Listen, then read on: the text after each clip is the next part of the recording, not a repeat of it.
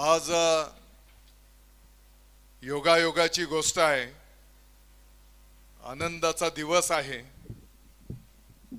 आपल्या सोयगाव नवसाचे शहर प्रमुख माननीय अबुदादा पगार यांच्या मातोश्री आदरणीय लताताई मावशींचा वाढदिवस आहे। आपण सर्वजण टाळ्या वाजवून त्यांना वाढदिवसाच्या शुभेच्छा देऊया।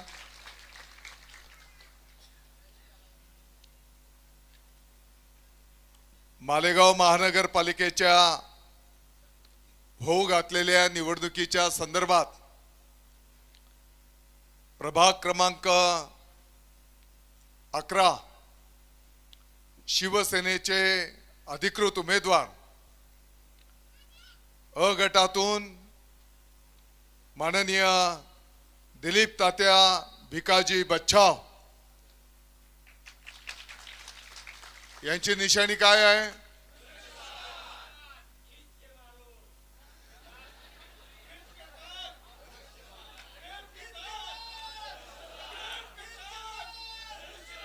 आपल्या सर्वांना माहिती आहे, आपल्या सोयगावचे आपले सर्वांचे सहकारी ज्येष्ठ माननीय मनोहर बापू बच्छाव गेल्या अनेक वर्षांच्या पासून नुसतं सोयगाव न वसाहत नाही तर मालेगाव शहर असेल, तालुका असेल, शिवसेनेचा जबाबदारी कोणाचाही सुख दुःखाचा विषय असू दे, किंबहुना कुठेही थोडाफार किंतु परंतु झाला असेल तर अतिशय ज्येष्ठ नात्याने त्या ठिकाणी सगळ्यांना एकत्रित बसवणं, तो प्रश्न सोडवणं, कोणाचंही सुख असेल दुःख असेल तिथे धावून जाणं, असं एक चांगलं काम या कुटुंबाने गेल्या अनेक वर्षांच्या पासून पार पाडलेलं आहे। आणि मला वाटतं की मागच्या काळामध्ये आदरणीय आमच्या भगिनी जिजाताईंनी नगरसेवक म्हणून अतिशय चांगलं काम केलेलं आहे। टाळ्या वाजून आपण त्यांचं अभिनंदन करूया।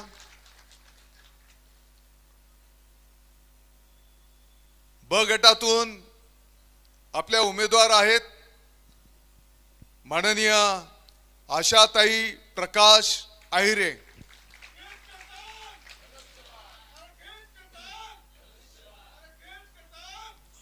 यांची निशाणी काय आहे? धनुष्यबाण। जरा आवाज जोरात आला पाहिजे। धनुष्यबाण। थंडी कमी जोरात बोललं पाहिजे। आपल्या सर्वांना माहिती आहे, अनेक महिलांच्या बचत गटांच्या माध्यमातून असेल, धार्मिक अनेक महिला भगिनींच्या संच असतील, स्वामी समर्थ या धार्मिक कार्याच्या माध्यमातून माननीय आशाताईंनी अतिशय चांगलं काम उभं केलेलं आहे। आणि पाठीमागच्याही काळामध्ये नगरसेविका म्हणून एक प्रभावी कारकीर्द विकासाची त्यांनी संपन्न केलेली आहे। क गटातून माननीय प्राचीताई नरेंद्र पवार यांची निशाणी काय आहे?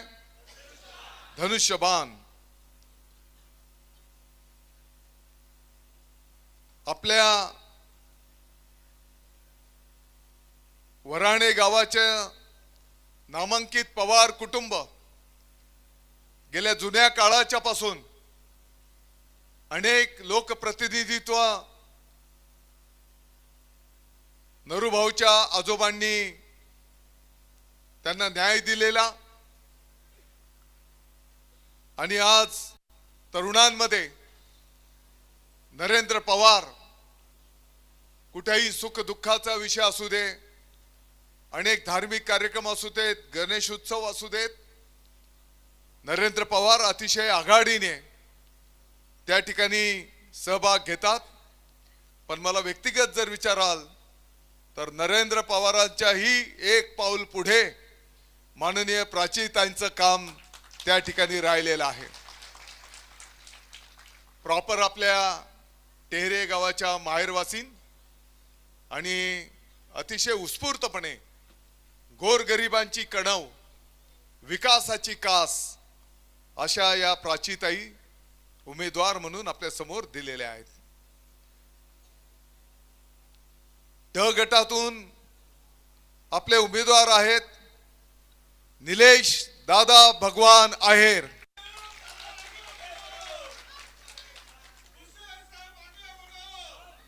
यांची निशाणी आहे धनुष्यबाण. मला वाटतं की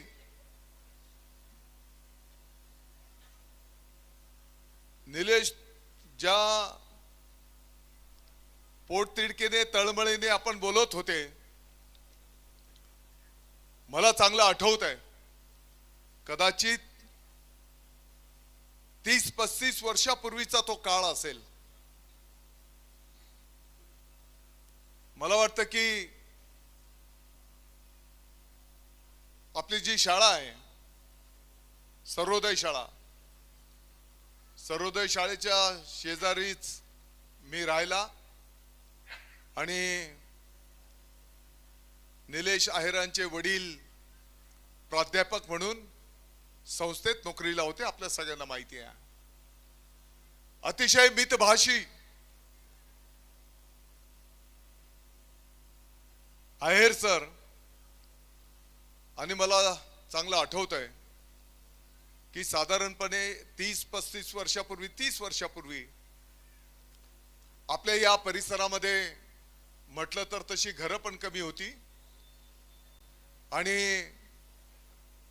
या घरांच्या या कॉलन्यांमध्ये पिण्याच्या पाण्याची पण सुविधा नव्हती. मला चांगलं आठवत आहे इथं जी विहीर आहे या ओपन स्पेस वरची, या विहिरीवर मोटारी बसून मग कॉलनीमध्ये कॉन्ट्रीब्युशन करून पाईपलाईन नेली जायची आणि जे काही घराच्या वापराच्यासाठी जे पाणी लागायचं हे विहिरीचं पाणी या संपूर्ण परिसरामध्ये वापरलं जायचं. पिण्याच्या पाण्याच्यासाठी मला वाटतं की एक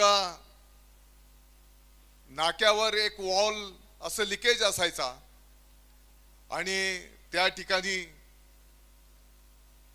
पाण्याची डबकी भरून पाणी घरी पिण्याच्या पाण्यासाठी आणावं लागायचं. असा एक काळ होता. मला चांगलं आठवतंय की कॉलनीसह महाराष्ट्रामध्ये मालेगाव तालुक्यामध्ये अतिशय टंचाई पिण्याच्या पाण्याची दुष्काळी परिस्थिती होती आणि मग त्या काळामध्ये जाणता राजा मित्रमंडळाच्या माध्यमातून भरत काका पहिल्या टप्प्यामध्ये 2 टँकर आपण पिण्याच्या पाण्याची सुविधा निर्माण करण्यासाठी सर्व लोकसहभागातून उभे केले होते. माननीय धर्मवीर आनंदजी दिघे साहेबांच्या शुभ हस्ते ठाण्याला जाऊन आपण त्या टँकरचं उद्घाटन पण केलं होतं. मला चांगलं आठवत आहे की मग निलेश आहेर असतील, आपला बॉबी पाटील असेल आणि 90चे अनेक दीपक असेल, शैलेश सरोदे असेल, अवी असेल आणि खूप मोठी टीम काही नवीन ताईंना कदाचित माहित नसेल, काही दिवसा तो टँकर ग्रामीण भागामध्ये पिण्याचं पाणी पुरवण्याचं काम करायचा आणि रात्री त्या टँकरच्या माध्यमातून या संपूर्ण 9 वसाहतमध्ये घराघरांमध्ये पिण्याचं पाणी हे सर्व पदाधिकारी रात्रभर जागून पिण्याचं पाणी पुरवण्याचं काम करायचे. मला आनंद झाला. आता येत असताना जवळपास त्या काळाच्या पासूनचे जवळपास 90% सर्व टीम आजही तशीच्या तशी आहे. मला चांगलं आठवत आहे, निलेश आहेर इंजिनिअरिंग कॉलेजला कोपरगावला शिक्षणासाठी होता आणि त्या ठिकाणी त्याला GS झाला पाहिजे. कोपरगावच्या इंजिनिअरिंग कॉलेजमध्ये सगळे विद्यार्थी बोलायचे बाहेरचे की निलेश आहेर GS झाला पाहिजे आणि स्थानिक तिथले जे लोकल होते ते दुसरा बोलायचे. आम्ही धर्मवीर आनंदजी दिघे साहेबांकडे गेलो होतो आणि साहेबांना आम्ही विनंती केली की सर्व विद्यार्थी बोलतायत की निलेश आहेर यांना GS करा. मला वाटतं की दिघे साहेबांनी सुद्धा कोपरगावला सूचना केली होती, निलेश आहेर कोपरगावला GS झाला ही आपल्या सर्वांच्यासाठी अभिमानाची गोष्ट होती.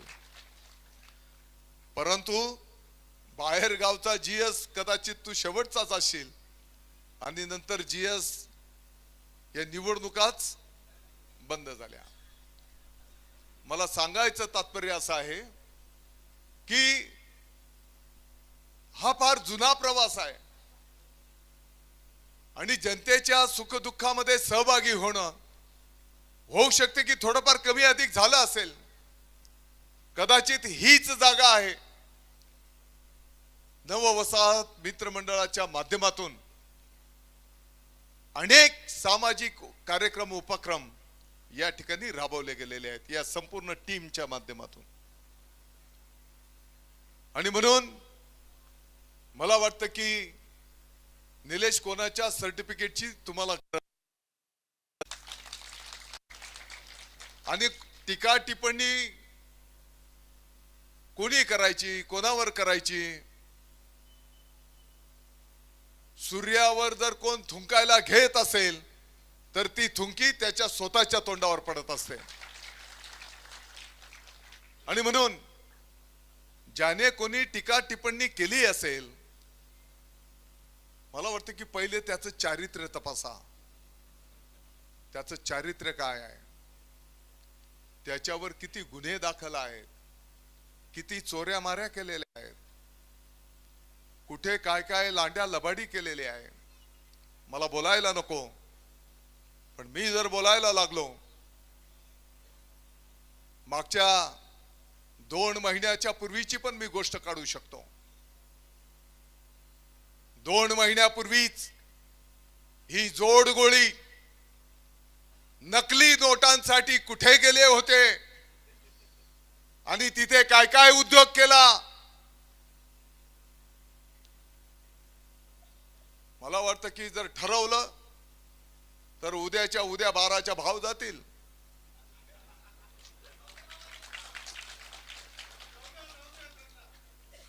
नकली नोटा त्याच्यामध्ये भांगडी आणि काय काय उद्योग केले ते पण मला माहिती आहे.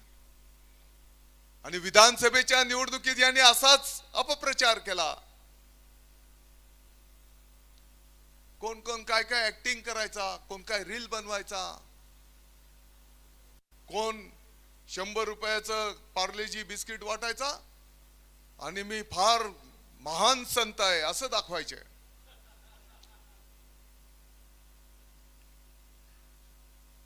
मला वाटतं की अशा गोष्टींना भीक घालण्याची काही गरज नाही. समझदार को इशारा काफी आहे. आणि त्याला मी सांगू इच्छितो, जास्ती हुशाऱ्या जर केल्या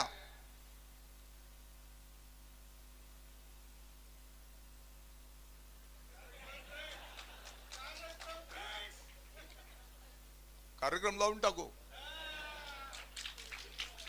आपण या भानगडीत जात नाही. आपण या गोष्टी देवावर सोपून देतो. जे दुसऱ्यासाठी खड्डा खोदतात त्या खड्ड्यामध्ये तेच जातात. किती महिलांनी क्रांतीज्योती सावित्रीबाई फुले महिला रुग्णालय पाहिलं. लोढा मार्केटच्या शेजारचं जरा हात वर करा. ताई कसं हॉस्पिटल आहे? चांगलं आहे. मला आपल्या सगळ्यांना आनंदाने सांगायचं आहे,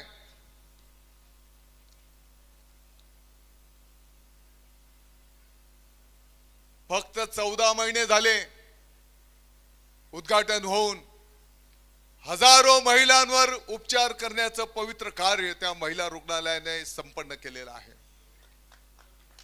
8,000 महिला डिलिव्हरी केसेस संपन्न झाल्या. 2,222 सीझर केस झाल्या. आपल्याला माहिती आहे की आपल्या घरामध्ये जेव्हा नवीन बाळ जन्माला येतं, नवीन पाहुणा येतो, खाजगी दवाखान्यामध्ये जर पेशंट टाकलं तर 10-20 हजार रुपये नॉर्मल डिलिव्हरी आणि 25-30 हजार रुपये सीझर केसला बिल द्यावं लागतं की नाही? आज 8,000चा जर आपण आकडा घेतला तर किती करोडो रुपये वाचवण्याचं पुण्याचं काम त्या हॉस्पिटलच्या माध्यमातून झालेलं आहे. मी विनंती करेल की टाळ्या वाजून आपण त्या हॉस्पिटलचं अभिनंदन करा. किती भगिनींना मुख्यमंत्री माझी लाडकी बहीण योजना सन्मान निधी मिळतो? जरा हात वर करा. सगळ्याच मिळेल राहणार. ही योजना कोणी आणली? ही योजना कोणी आणली? माननीय एकनाथजी शिंदे साहेब. टाळ्या वाजून त्यांचं अभिनंदन करा. आता खूप या लाडक्या बहिणीतले खूप भाऊ आले पाहिजे, क्रेडिट घ्यायला पाहतायत. अरे 75 वर्ष तुम्ही सरकारमध्ये होते तेव्हा तुम्हाला सुचलं नाही. आता भाऊ व्हायला पाहतात पण बहिणी बोलतात नाही तू मला सावत्र वंश. आमचा भाऊ आहे माननीय एकनाथजी शिंदे साहेब. एसटी मधून किती भगिनींनी प्रवास केला? जरा हात वर करा. सगळ्यांनी केला. पहिले किती भाडं लागायचं? पहिले किती लागायचं? फुल लागायचं. आता हे कोणी केलं? माननीय एकनाथजी शिंदे साहेब. टाळ्या वाजून त्यांचं अभिनंदन करा.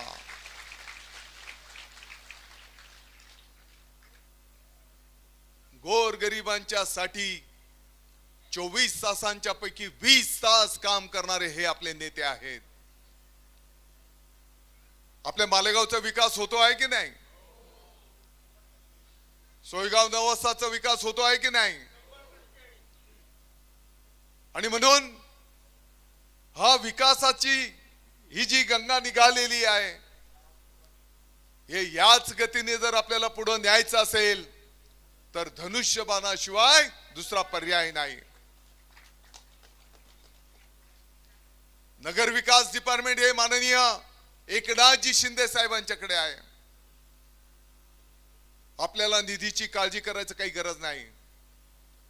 मागच्या महिन्यामध्ये 11 नगरपालिकेच्या निवडणुका झाल्या.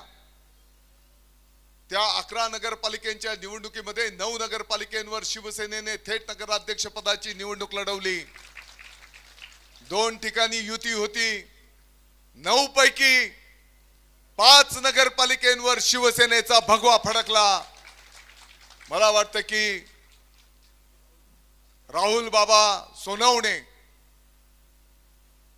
आपल्या सटाणा बागलान नगरपालिकेचे नगरसेवक आणि त्यांच्या धर्मपत्नी आणि आपल्या मालेगावची सुकन्या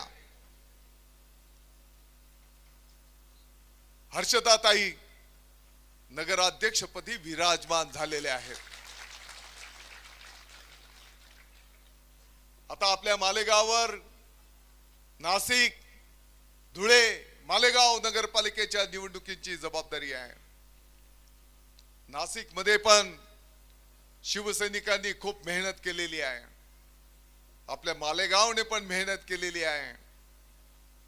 मी आपल्याला अतिशय नम्रतेने सांगू इच्छितो, 15 तारखेला नाशिकला पण मोठ्या प्रमाणात मतदान होणार आहे आणि 16 तारखेला नाशिक महानगरपालिकेवर शिवसेनेचा भगवा फडकणार आहे. आणि त्याच्यामुळे ह्या लोकांना हे सहन होत नाही. जे समोरचे आहेत, लोकसभेच्या निवडणुकीच्या काळात कुठे होते? तुम्हाला आठवत असेल, साधारणतः 1.5 वर्षापूर्वी लोकसभेची निवडणूक झाली. भारतीय जनता पक्ष आणि शिवसेनेचे युतीचे उमेदवार म्हणून डॉक्टर सुभाष बाबा भामरे उमेदवार होते का नाही? मग आता जे भाजपच्या नावाने मत मागायला येत आहेत ते तेव्हा कुठे होते? ते दुसरीकडे होते. पॅकेज घेतलं आणि विरोधात होते. आता त्यांना पक्षाचा पुळका आला आहे. पक्षाच्या बाता करतायत. अरे 6 विधानसभांपैकी धुळे लोकसभेच्या 5 विधानसभेने लीड दिला, सटाण्याने लीड दिला, मालेगावने पण लीड दिला, 50-55 हजारच्या पुढे लीड दिला. परंतु या करंट्यांमुळे आपल्या महायुतीचा खासदार फक्त 3000 मतांनी पराभूत झाला. यांना लाज शरम वाटत नाही. यांना फक्त पैसा पाहिजे. आणि आता प्रचार काय करतायत? आम्ही रेल्वे आणू. निवडणूक कसली आहे? महानगरपालिकेची. आणि रेल्वे आणणार असा भाव चढेल जतस.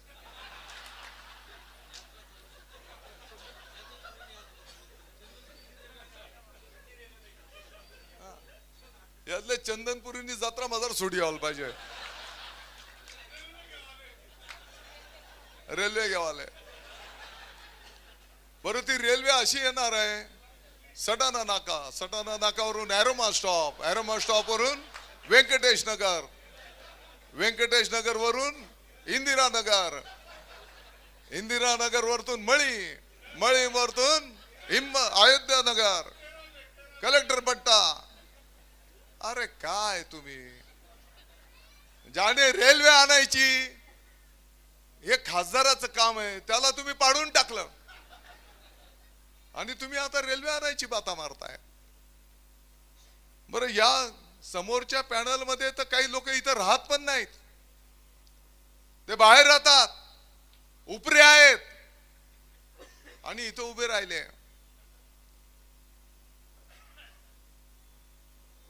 मला आता श्रीरामनगरला एकाने सांगितलं, एक तरुण पोरगा आला, मला बोलतो की दादा भाऊ तुम्ही काळजी करू नका. बोलतो की एका जंगलामध्ये नदी वाहत होती, त्या नदीला पूर आला आणि मग नदीच्या एका थडीवर काही लांडगे, काही कोल्हे, काही उंदीर हे जमा झाले होते. आणि असे प्राणी जेव्हा एका बाजूला जमा होतात तर आपले जुने लोक सांगतात, जेव्हा असे प्राणी एका बाजूला जमा होतात, कावळे, मांजरे, वटवाघूळ, तर तेव्हा असं समजायचं की त्या नदीच्या दुसऱ्या थडीला वाघ उभा आहे.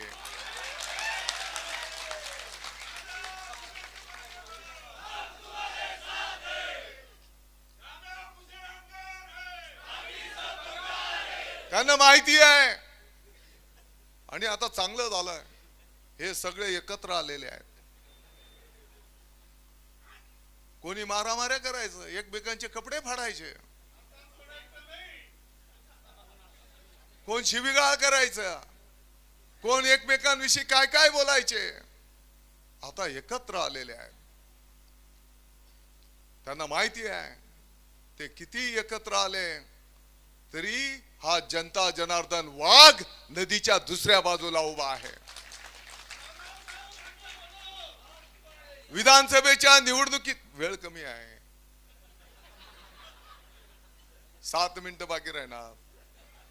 आपण कायदा मानणारे लोक आहे आणि म्हणून यांना वाटतंय विधानसभेच्या निवडणुकीच्या काळात पण असाच प्रचार केला ना, खालच्या पातळीवरून बोलायचे. मी बोललो बोल, अरे तुझं चारित्र्य काय. आणि मी तर सांगू इच्छितो, मी जर बोलायला लागलो तर बाहेर तर जाऊ दे, पण तुम्ही घरी सुद्धा तोंड दाखवायच्या लायकीचे राहणार नाहीत. आणि जनतेला पण माहिती आहे कोणाचे विचार काय आहेत, कोणाची वागायची पद्धत काय आहे. छत्रपती शिवाजी महाराजांचा जयघोष आपण करतो. छत्रपती शिवाजी महाराजांनी आपल्याला शिकवण दिलेली आहे, माझ्या माय भगिनींचा सन्मान करा, ज्येष्ठांशी नम्रतेने वागा. आणि मग एका कार्यकर्त्याने त्याला विचारलं, का रे बाबा तुझ्या एकाच घरामध्ये 3-4 तिकीट का बरं घेतली. तर त्याने सांगितलं, म्हणजे मंत्री महोदय दादा भाऊ भुसेंनी एवढी कामं केली की त्यांच्या पॅनलच्या समोर कोण उभं राहायलाच बोलत नव्हतं, म्हणून आम्ही उभं राहिलो. आम्हाला बलिदान द्यावं लागलं. डॉक्टर आता काही बलिदान देवाले उभं राहायचं तसं. अरे हो, खरंच विकास केलेला आहे की नाही. पूर्वी कृषीनगरच्या पासूनच पाणी यायचं, बँक कॉलनीची घरं तर त्या घरांमध्ये पाणी जायचं. गेल्या 5-7 वर्षांपासून कोणाच्या घरात पाणी गेलं का. कारण पाणी वाहून नेण्याची व्यवस्था आपण केली. डायरेक्ट गिरणा नदीमध्ये पुराचं पाणी, पावसाचं पाणी वाहून जात आहे. एक काळ होता की प्यायला पाणी कमी पडायचं, पिण्याच्या पाण्याची सुविधा झाली. अनेक ठिकाणी ओपन स्पेस, त्याला कंपाऊंड करणं, त्याचं सुशोभीकरण करणं, ही काम केली गेली.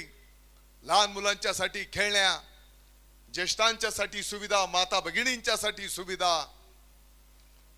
आणि मला आपल्याला सांगायचं आहे, सटाणा नाक्यावरची गुंडगिरी, 2 नंबरी धंदे आपल्याला कॉलनीमध्ये आणायचे आहेत. तरुणांना आपल्याला बिघडवायचं आहे. आणि म्हणून पॅनल टू पॅनल धनुष्यबाणाला तुम्ही मत द्या. या सर्वांचा अनुभव तुम्ही घेतलेला आहे. मंचावर बसलेल्यांच्या पैकी कधी कोणाशी चुकीचं वर्तन यांनी केलेलं आहे का. कधी कोणाचा अपमान केलेला आहे का. कधी कोणाला त्रास दिलेला आहे का.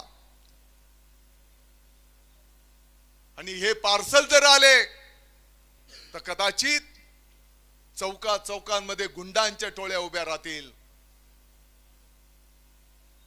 माझ्या माय भगिनींना घराच्या बाहेर पडणं मुश्किल होईल. या गोष्टीचा आपण सर्वांनी गंभीरपणे विचार करा. यांना जनतेशी काय घेणं देणं नाही.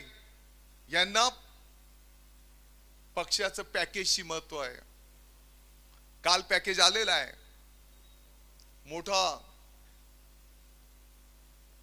त्याच्यात मारामाऱ्या सुरू घ्या वाटापाडावरतून. त्यांना वाटतं की आम्ही जनतेला पैशाने विकत घेऊ. अरे जनतेला जर पैशाने विकत घेता आलं असतं तर दादा भुसे सारख्या एका सामान्य कार्यकर्त्याला जनतेने 5 वेळेस निवडून दिलं नसतं.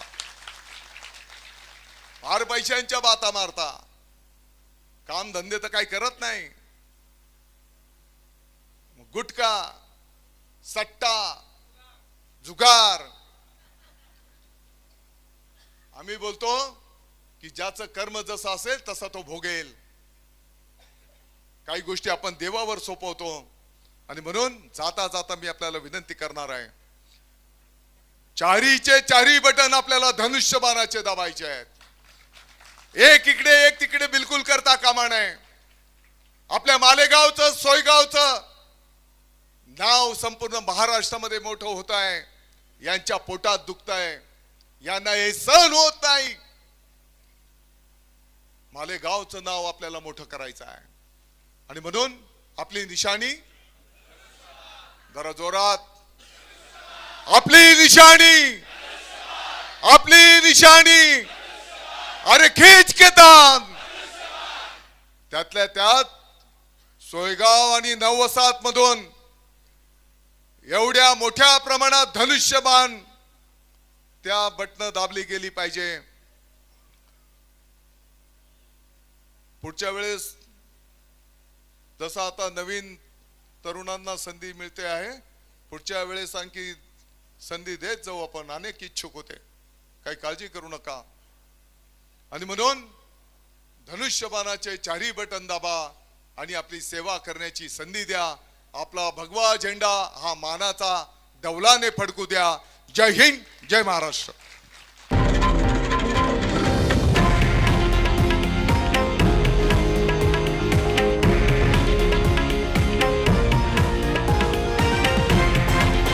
हे आहे देशातील नंबर 1 न्यूज नेटवर्क आणि आपण पाहत आहात TV9 मराठी, एकमेव.